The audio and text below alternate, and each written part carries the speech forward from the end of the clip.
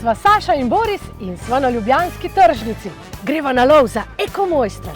Iščeva namreč tiste, ki so on the go in so kreativni. Kaj nas lahko mlajša generacija nauči o pripravi kosila iz lokalnih ekoloških sestavin? Jaz mislim, da se bodo mladi kar znašali. Oni bodo rekli, lonček kuhaj ali pa mizica pogrni se.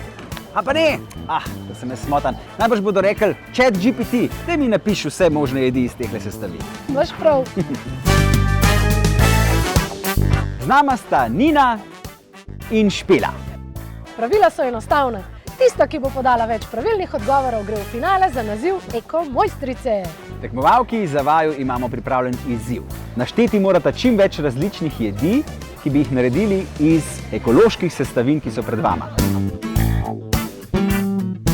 Špela, naštej mi čim več jedi, ki bi jih lahko naredila iz teh ekoloških sestavin, ki so pred tabo.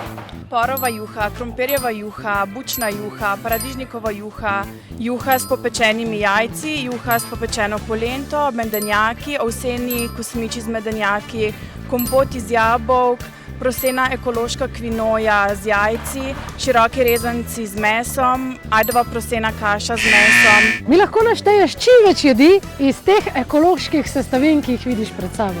Testenine z dušeno zelenjavo, solata z jajcami, jabolčni zavitek, ješprenj, enolončnica, sataraš, mogoče jogurt pa jabolka kot za malico.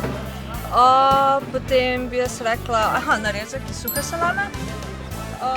Odgovori so prešteti in zmagala je Špela,